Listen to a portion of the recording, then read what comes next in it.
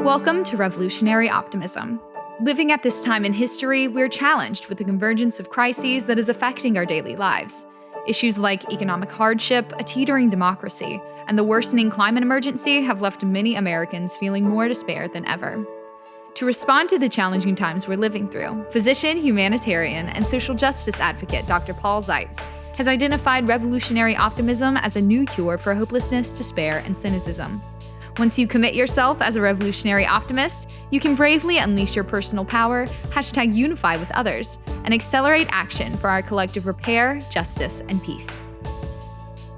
On this podcast, Dr. Zeitz is working to provide you with perspectives from leaders fighting for equity, justice, and peace on their strategies, insights, and tools for overcoming adversity and driving forward revolutionary transformation with unbridled optimism and real-world pragmatism. In this episode, Dr. Zeitz is talking with Srđa Popović. Srđa is a prominent Serbian activist, strategist, and co-founder of the Center for Applied Nonviolent Action and Strategies, or CANVAS, an organization that trains activists in nonviolent methods of resistance and civil disobedience. Srđa is best known for his role in the 2000 overthrow of Serbian President Slobodan Milošević through the Otpor movement, which used nonviolent tactics to mobilize the public and pressure the government. He has written extensively on the use of nonviolent resistance, including the book Blueprint for Revolution, which outlines strategies and principles for successful activism. Srđa's work has influenced numerous political movements around the world, with his emphasis on strategic planning, mass mobilization, and nonviolent direct action. Srđa is considered an expert in the field of civil resistance and has worked globally, training activists in regions dealing with authoritarianism and oppression. Here's your host, Dr. Paul Zeitz. Hey, Srđa, great to have you on the program today. It's an honor to have you here. I'm truly excited to learn from you and hear your stories and your wisdom. So I'd love to hear your personal story of how you became involved with the Otpor movement. And can you tell us about how that evolved and what happened with all that for those that don't know about it? Hello, Paul. Great to be with you. Pleasure being on Revolutionary Optimism. And yes, when I was in my late teens, early 20s in Serbia, as many activists I work with, I never thought I would be an activist. Actually, I was playing a bass guitar in a goth rock band, the Serbian version of Cure, and thinking that activism is for boring old ladies interested in cats' rights. But then Milošević came to power and completely screwed the life of the country, starting 2 or 3 civil wars, making one of the world's largest hyperinflation, making basically arresting us from my generation that there will be no future. And faced with such a harsh environment in your late teens, when you don't have a lot to lose, you have 2 choices. You either fight or flee. I bet I was among the more stubborn ones, so I ended up fighting and forming 2 different students' movements. One of them, Otpor, then growing into the place where we effectively kicked Milošević out of the power in 2000. But long story short, I never thought I would be an activist. It is a situation which makes a revolutionary leader. Thank you so much. That is an extraordinary experience you had. Tell us a little bit more details about how did Otpor form? You were at the university. There were other students who were like-minded, like-hearted like you that were stubborn, I'm sure. And you used some amazing tactics. In my book, Revolutionary Optimism, I have a whole description about how you were able to win over the police force as allies. And you used some very innovative approaches so that by the time the 1 million people mobilized on the streets and Milošević said, shoot the people, the police said no. And I don't know if I got that story right, but I do tell that story here. So I'd like to hear more about your experiences with that movement. And how did you get 1 million people to mobilize on the street? How did that all happen? More or less like in a story of, do you know you can eat an elephant? And the answer is one bite at a time. So basically, we tried and failed. Serbian movement was started in 1992 when the war started. And then we locked down on universities. This was very romantic, very much like anti-Vietnam movement in US. And we were singing songs and being cool. But Milošević at the same time was organizing in the provinces. The portion of the society was very small. Later in the process, we figure out that we want some institutions involved, and 1996-97, opposition ran united on the local elections against Milošević, and they won. And then Milošević decided that he's not going to give up one single municipality, not to please the city of Belgrade, the capital of Serbia, which he also lost on these elections. So he tried to annul the election results. And this was the large wave of mobilization led predominantly by the students hit the streets of 30 Serbian cities. And for 3 months, Serbs were patiently demonstrating, demanding their election victory, very similar to what is happening as we speak in a small Caucasian country called Georgia. People were persistent. Protests were the great school for us. This is where we learned how to outrun the police. This will also learn the value of dispersion, doing things in a lot of the places in the same time instead of picking up one big rally. This is where we learned about the creativity. This is where we learned about the nonviolence. This is where we learned this combination of being witty but being cocky in the same time, like this combination where you really show your attitude, but in the same time you're not aggressive, you're not diminishing. And this is where we figure out the quality of numbers that later helped us in the process. Let's recognize local elections in early 1997, and this is where we also learned that we can win. And that was a very important experience because 2 or 3 years later, when there were presidential elections, our movement Otpor was based on this experience. And not only that we were literally young in years, I was 25 now at the time, but I was already 6 or 7 years into activism. We were also very experienced, very well networked. We knew each other, we trusted each other. And then we decided that we want something else. We don't want just a student movement. We want people's movement. We don't want to be tied to the universities. We want to be everywhere in the provinces. We don't want only young, witty, and cool people. We also want older, less educated, and rural people. And most importantly, we want this movement which is individually owned by the people. And that's something that is really interesting for people in Western cultures. Serbs are very, very prone to diminish their leaders. Serbs are very, very prone to not to identify with individuals. We are very, very selfish when it comes to ownership of the things. So having a movement where everybody could be the leader under the banner of the movement symbol, clenched fist, was actually a very clever idea. And that idea was not only very inclusive to the different type of people which make successful movement, it was also communicating very powerfully and visually with the groups that we want to identify. And it was also a big headache for the regime because there was not 1, 2, 3 visible people that they can use state media to satanize, police to arrest, or money to corrupt. It was everybody is the resistance. Otpor means resistance in Serbia. So people were living the resistance wherever they are. And this, like Hydra, multi-headed movement was a very difficult, tough a cracker for regime to crack. And it was growing like a wildfire. We grew from 11 people to maybe 20, 25,000 active members in 2000. And we were able to pull out the large election turnout in 2000. We were able to pull out the opposition unity in 2000. And when Milošević lost elections and stole elections, which was a repetition of the history, we were able to use the public anger and mobilization to turn country into general strike and eventually making concede at the October the 5th, 2000. Amazing. So during all those years of activism, I'm sure that you had moments where it felt overwhelming and it felt like insurmountable, or were you optimistic and persistent every single day? I'm just curious as to how you coped with all the pressure and all the power that you were trying to overthrow. You know, we are human beings. We have good days and bad days. What gives you optimism in these kind of things is that you are surrounded by like-minded people. I was lucky that my friends and my parents and my family, everybody really strongly supported what I was doing. And this support gives you hope. At some point in the movement, however, you gain a lot of responsibility. There were moments in time where you were leading thousands. And at that moment in time, of course, the responsibility for these thousands give you optimism when you don't have one.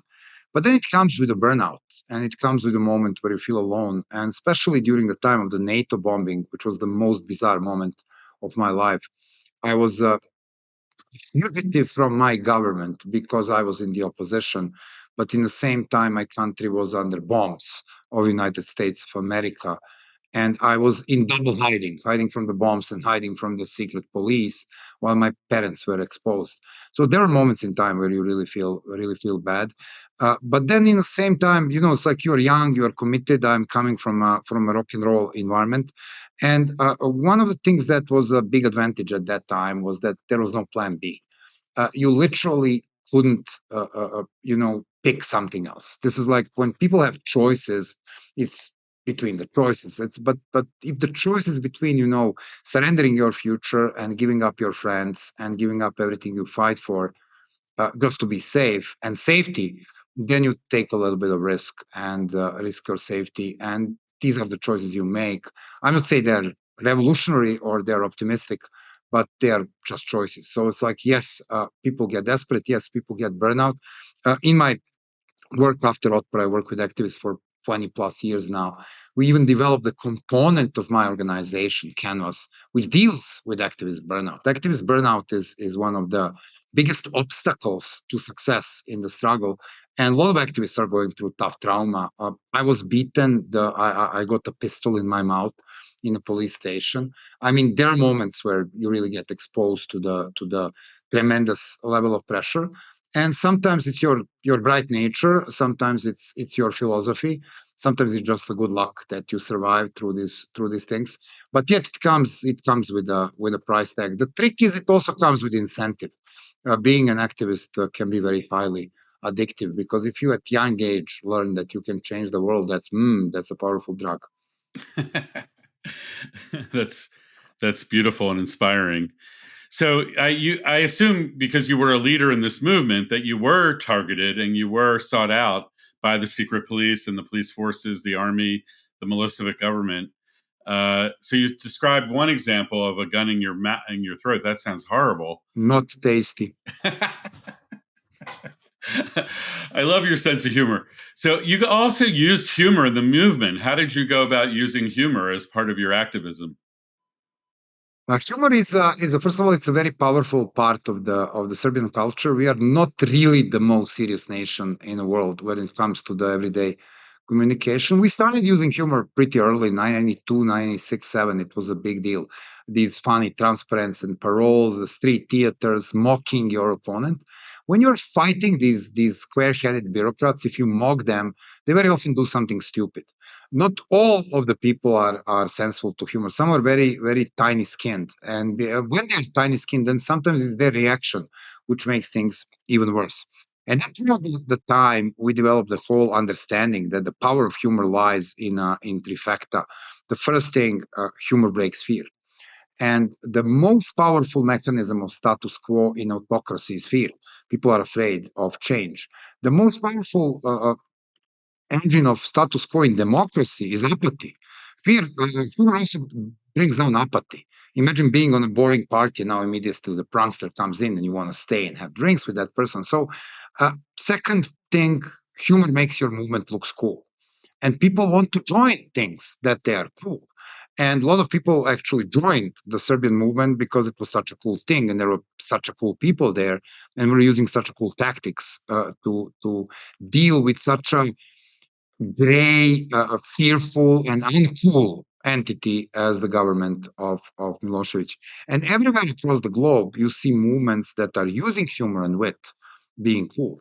There is also a very most important part of this. It's not only humor, it's a dilemma. So we did a lot of research in serious previous years. We were really shocked to discover that dilemma and humor work everywhere throughout the history. So my organization, Canvas, performed a research from one of the world's largest experts in political satire, Sophia McLennan, the professor of Penn State University. And we listed like the real scientific thing, like 450 cases, the whole data set. And now your listeners can go to the website, which is called Tactics for Change, with 4 being number 4 instead of just 4. So Tactics for Change is where you find 450 cases of humorous dilemma actions throughout the history. And you figure out the case and what was tied to, and how it was used in environment, and how it's used in human rights, and how it was used in LGBTQ rights struggle, all of these struggles. And percentage of the movements that are successful is growing if they're using this type of tactics. So not only that you can anecdotically read and laugh out loud on some of the coolest things that movements are doing. But you can also take a look at it scientifically and figure out this thing works. And it works better the more authoritarian is your opponent. And very often there is a second layer of it. So this is not when you do the thing, it is how your opponent reacts to the thing. I'll give a very non-political not very non-political example. There's a group of pranksters in US that I'm proud to know, whose name is the Yes Men. And they do a lot of anti-corporate propaganda and tactics. They also teach. They have their lab at NYU. And one of the things they amazingly did was that several years ago, there was this big scandal around the Volkswagen faking their emissions. And then the company was under the big scrutiny, and there was a pullout of the car, and there was a lot of press. So what Yes Men did, they came out with a fake press release. They mimicked the Volkswagen language. They mimicked the Volkswagen number or email. They mimicked the Volkswagen letterhead. And they publicly said, we, the Volkswagen, are deeply sad that we made this shit. And this is like ba, ba, ba, ba, ba. And it sounded very much like Volkswagen, very corporate language. And now this is the dilemma for Volkswagen. What the heck they will do? If they apologize, they do exactly what Yes Men want them to do. They should have apologized. If however they say this thing is fake and we don't want to apologize, then they look even worse. So the beauty of tactics for change, the beauty of these dilemma actions is that you very often, by being creative and being strategic, put your opponent between two bad choices, between the rock and hard place. It's either they look stupid or they look weak. Brilliant. Yeah, that's a great example. Can you share an example from your revolution that you had in Serbia, where somehow you used dilemma and humor that like led to some breakthrough? Or what was the biggest example of that you were part of in your younger days? It's like when you're doing a lot of these things, starting from, you make the big cardboard cake for Milošević's birthday, and then the parts of the cake symbolize the part of the country which was falling apart, and then you congratulate the person's birthday. It's like once again, it's a dilemma for police where they will step in and arrest you, but then you're carrying a cake for the president, so it doesn't look really good. We put his place on a petrol barrel and put the petrol barrel in a main pedestrian district. So when you put a coin in, you get the right to take the bat and hit the face of beloved president. And then the lovely thing, there's like 100 people queuing to really hit the president's face on a petrol barrel, and we just pull to the nearby location to have a coffee. And then police arrives. It's like, what the heck they will do? So if they arrest the downtown shoppers and take them to police station, what they will be exactly charged for? And then in the same time, if they let downtown shoppers kicking the president's head on a barrel, there'll be 15 barrels popping up across the city or across the other cities. That's the dilemma. So eventually they arrested the barrel.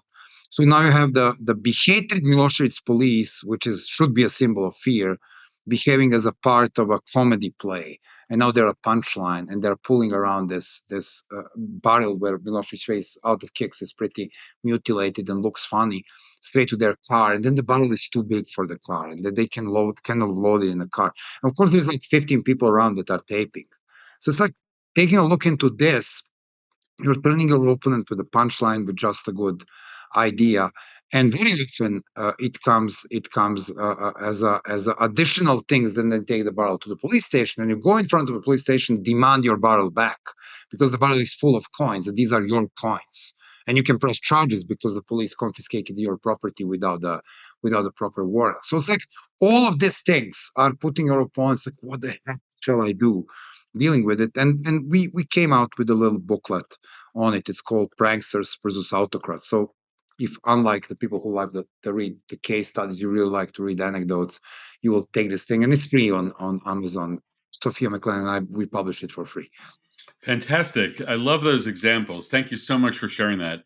I think I don't know, you're living in the United States now, and we're in an auspicious time. There is a sense of some people that we may be approaching an authoritarian era. I don't know if that's true or not, but I'd love to get your take on what do you think is happening in the United States right now? Do you think our democracy is at stake? Do you think fascism and authoritarianism can take hold in the United States? I think we're too serious. We don't have enough pranksters, or maybe the goal of this podcast could be to invite people to become pranksters in this era that we're entering here. So, what's your take on where we're at right now in the United States? It's really interesting. This is my second electoral cycle in United States. I moved partially in 2020. I live in Colorado for like 10 months of a year, and then I come back to Serbia for a summer break, so kids stay bilingual. So I live in two worlds. Serbia has become recently a very autocratic and looks like the evil Hungary on steroids. And US is still pretty much a democracy. We just had the smooth transition of power, something which is unimaginable in places like Serbia, for example. If the president of Serbia loses the election, he will not congratulate the winner. This is not going to happen. So it's like the taking a look into this, I think realistically. And now I'm off my class. The reason I was late for this podcast, I'm teaching a class on Colorado College at University of Virginia, which is called Defending Democracy. And we are at our case, which is called US. So really interesting battlefield, really interesting arena. On one hand, there is no lack of language of hatred and divisions and extremism, not only from the right side, also from the other side. And this exclusion and polarization is, I think, something that we should be very aware of. And it also comes with the technology and social media and the way we are consuming news. Looking and claiming the political middle is where we should be looking if we want to stabilize democracy. Looking and listening to what other side has to say is the beat of the democratic dialogue, which is the middle doesn't exist in places like Russia. You are either an enemy or a servant. The societies like that function like that. The more shades of gray you have, the more democracy is vivid. But we will see. American democracy actually functioned very well. And I've seen these type of fears when Donald Trump was elected president the first time. If you take a look at his first term, that was no lack of social movements and mass mobilization. Some of the historical gains of the issue of for example, racial freedoms was gained through the Black Lives Matter movement. So when you take a look at the health of democracy, you want to take a look at the two different things. One, how institutions react to any autocratic attempt. And as you and I speak, we have the live case study in South Korea. We have a president of South Korea who a few days ago, I don't know when podcast will go online, but we are talking in December. A few days ago, the president of South Korea was not happy with losing his support, and he was not happy with how parliament will handle his budget. So he came to this revolutionary idea that he will call in the state of emergency. He called the defense minister, he called the military to the parliament. Oh my God, that's the assault of democracy. But because the institutions in South Korea are healthy, this stupid idea was dismantled within now. It's 48 hours since this happened. The people are on the street. The main opposition party is holding the rallies everywhere. The ruling party distanced themselves from the president. The Minister of Defense has submitted the recognition, and debate about impeaching the president is in the parliament. And I bet this will not end with police and military taking over democratic pillars in South Korea. And very likely it's going to end with president being impeached or resigned or sent to trial. So this is what happened. Like, there's no lack of authoritarian intentions in the world. The question is whether the institutions and the people are strong enough to defend it.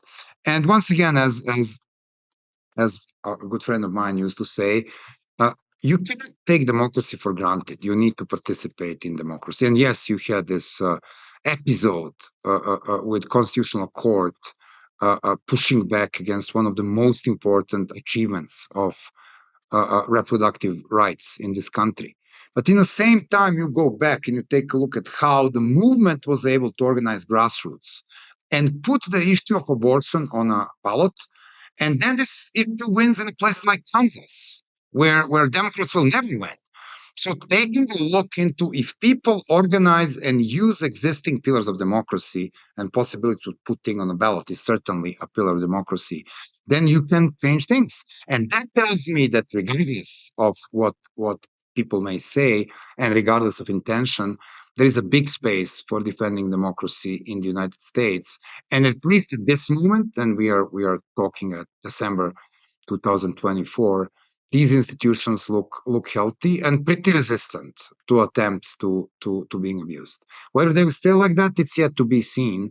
But institution itself will not defend democracy. People are the guarantees of democracy. It's like I'm a big fan of Lord of the Rings. There's a moment in time where the forces of evil are to attack the big fortress, and there's a wizard and king are talking, and Gandalf the wizard is looking in a big gate, and the king says, "Oh, this gate is strong. It hasn't been breached in a year." And then the wizard says, "But no gate will stand if the people abandon it."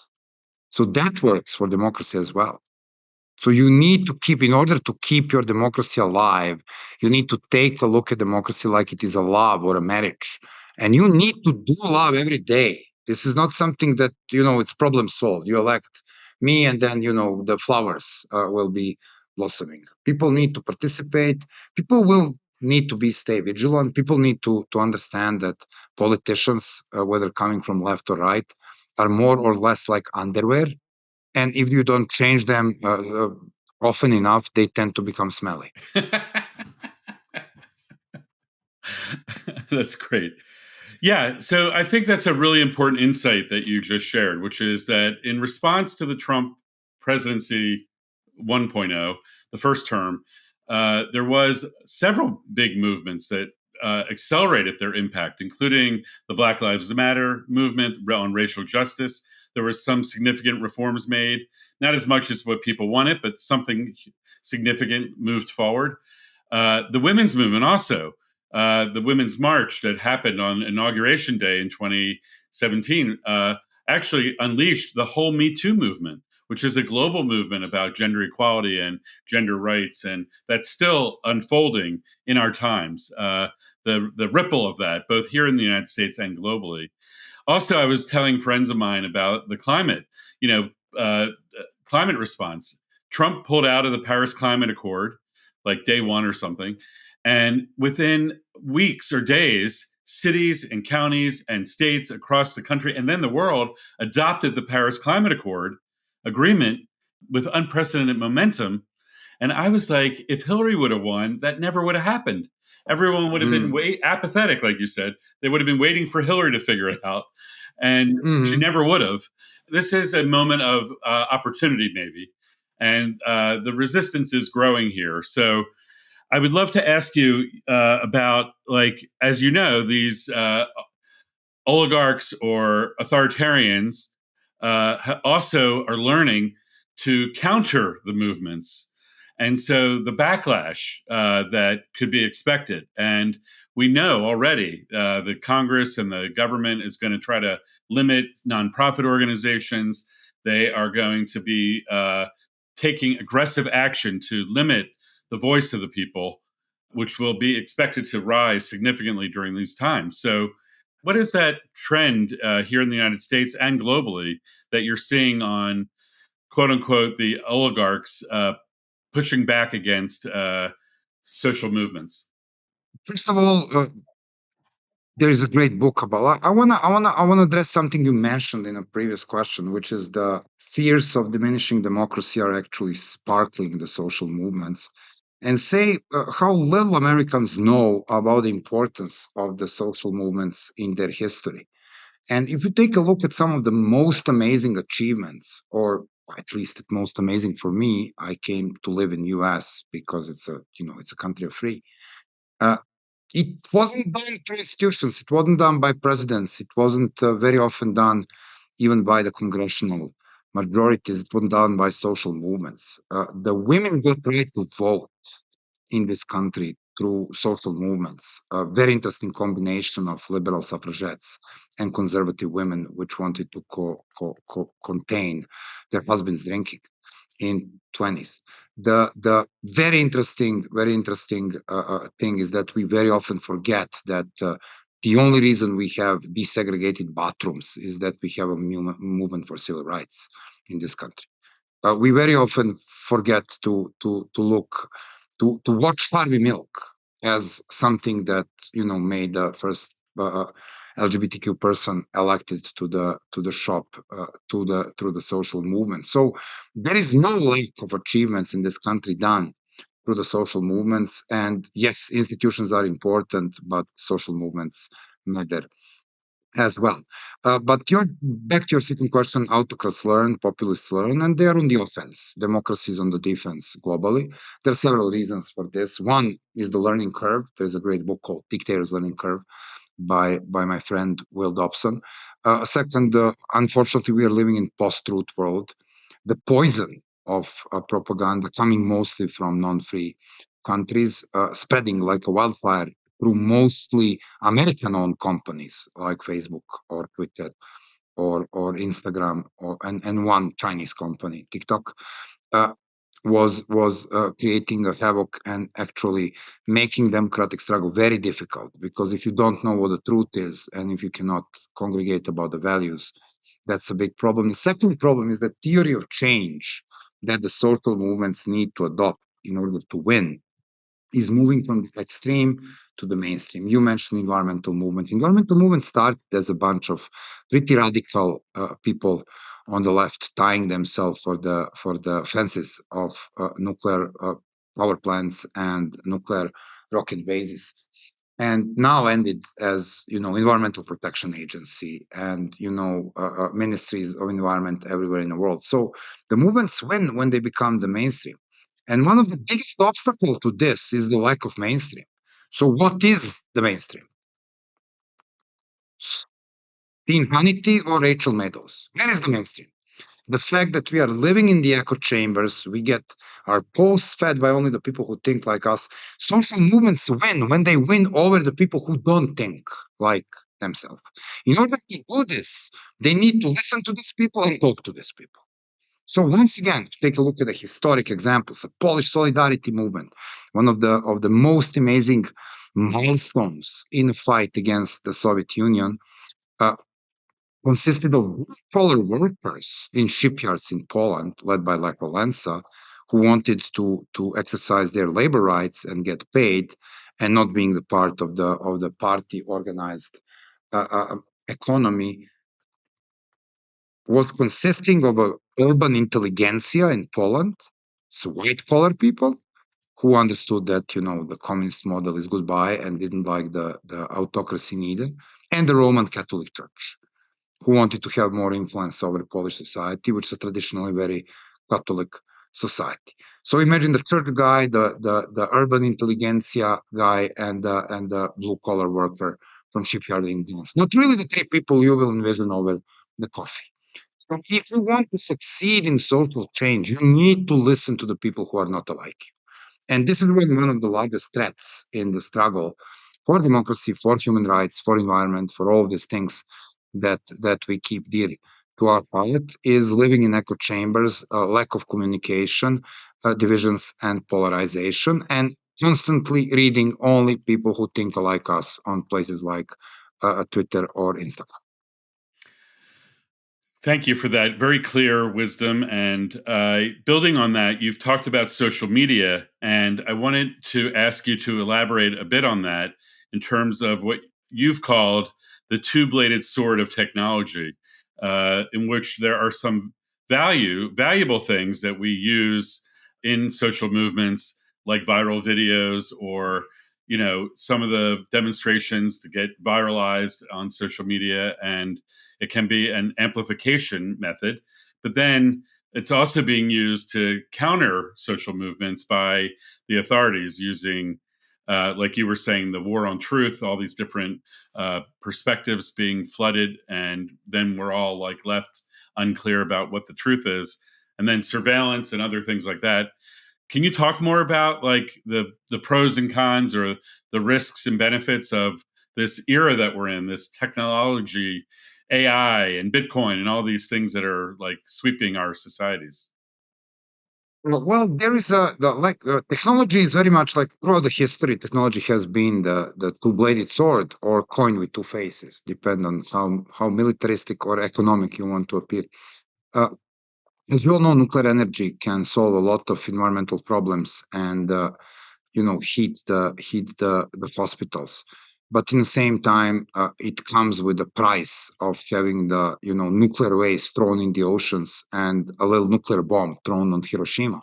So it's like a lot of the things that technology itself, it's not good or bad. It depends on for which purpose you use it. So as the social media technology can be used for fast mobilizing, organizing, and exposing human rights abuse, it can also be used for spreading lies and character assassination and trolling and surveillance. So it's like all of these things are neither good or right. And it is a question how much we invest in understanding, learning from it, and putting it to the good purpose.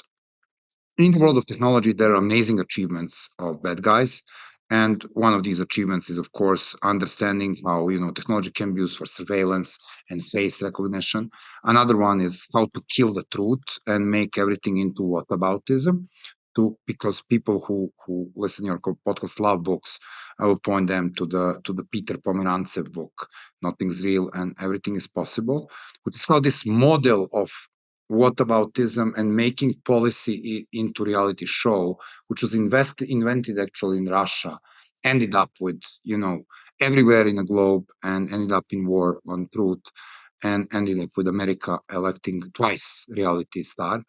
So it's like this idea that everything is very relative and truth doesn't really matter is something which is very present in our everyday life. On the other hand, there are technologies which are amazing. I spent last 2 days exploring how artificial intelligence can be the tool for documenting election fraud.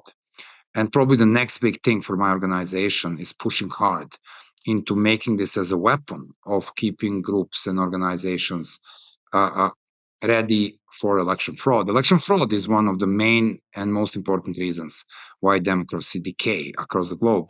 And it is also a very powerful trigger for public mobilization.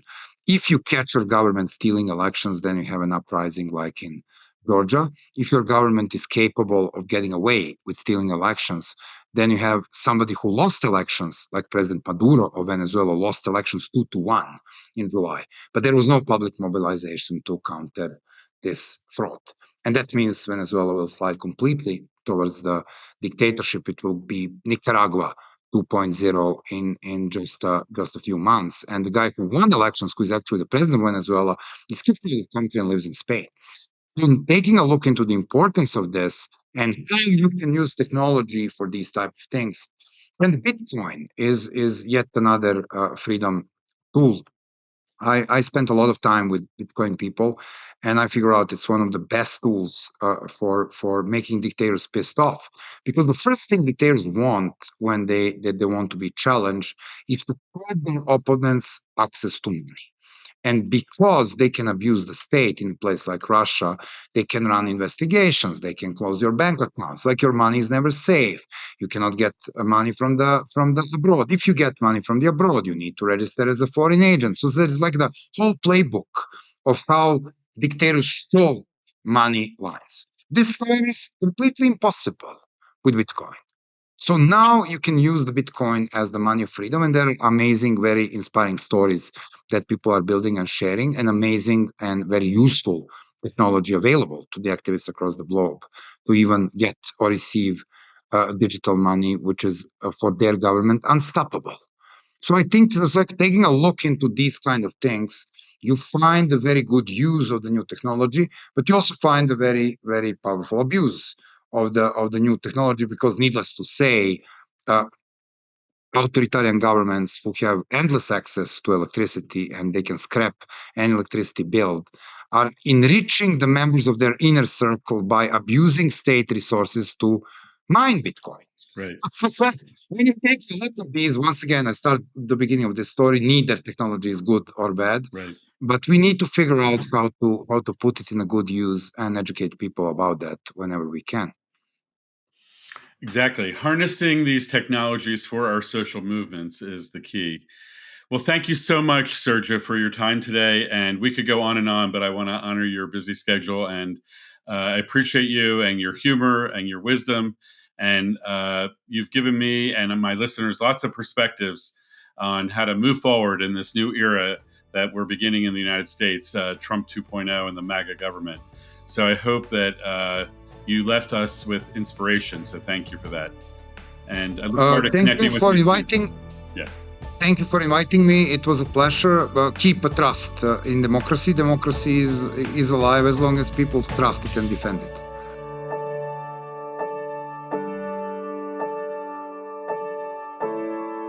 Wow, that was an extraordinary experience connecting with Srđa Popović, the leader of the Otpor movement, who many years later now is running an organization called Canvas, which is training activists around the country and around the world in nonviolent resistance. He has brilliant insights and humor. I never laughed so much on the podcast before.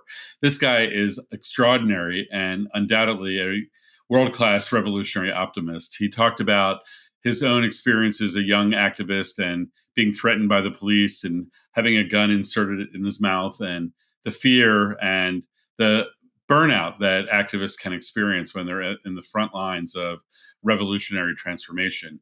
He actually shared stories of how you can overthrow a dictator and you can respond to fascism. He gave us a lot of hope and inspiration about the social movements that we're on the cusp of seeing launched and expanded here in the United States in response to our new political government that's starting in January. So thank you, Srđa, for all you do and for sharing your wisdom with us here on Revolutionary Optimism.